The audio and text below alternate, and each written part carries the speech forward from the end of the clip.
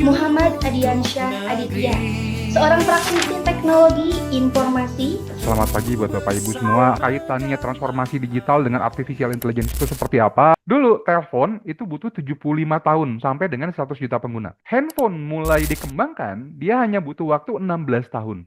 Perkembangan handphone yang cepat itu mendisrupsi teknologi telepon biasa, Traveloka, Tiket.com, penyedia akomodasi terbesar di dunia, tapi tidak memiliki bangunan-bangunan di real estate. Mereka nggak punya hotel, salah satu dampak dari akselerasi dan disrupsi terkait perkembangan teknologi informasi yang ada saat ini. Manusia itu harus mulai berkembang menyesuaikan teknologi-teknologi yang saat ini banyak digunakan. Faktor pendorong terkait dengan transformasi digital, salah satunya perkembangan dari internet dan juga mobile computing, termasuk artificial intelligence. Faktor sosiodemografi sendiri. Oke, kerja di mana aja, nggak perlu di kantor juga nggak masalah. Di Eropa, 2017 membuat kerangka kerja sebagai digital competency framework. 5 hal inilah yang kalau dipecahkan kira-kira nanti akan jadi seperti ini Bapak Ibu. Di communication and collaboration, data dan information literasi, digital content creation, problem solving, hal yang berkaitan dengan security-nya, dengan keamanannya Bapak Ibu.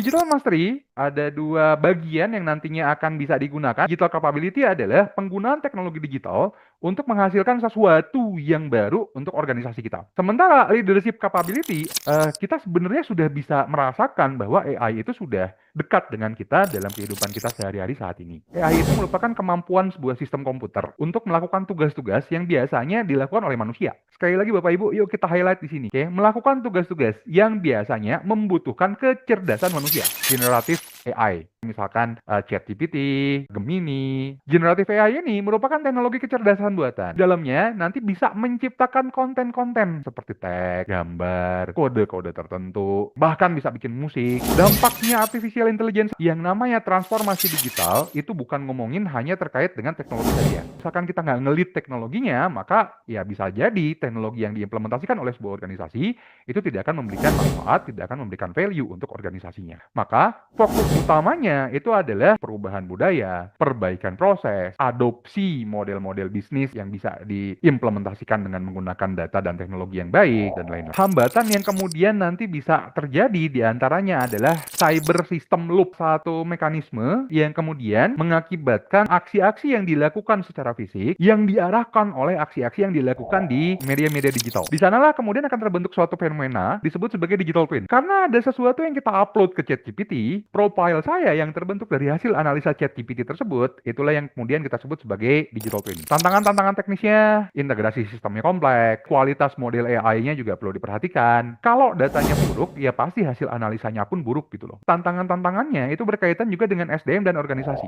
Tidak selamanya hasil yang akan diberikan oleh generative AI itu menghasilkan jawaban yang benar. Selalu lakukan verifikasi terhadap jawaban yang diberikan oleh generative AI tadi dari sumber-sumber lain atau hindari memasukkan data-data sensitif.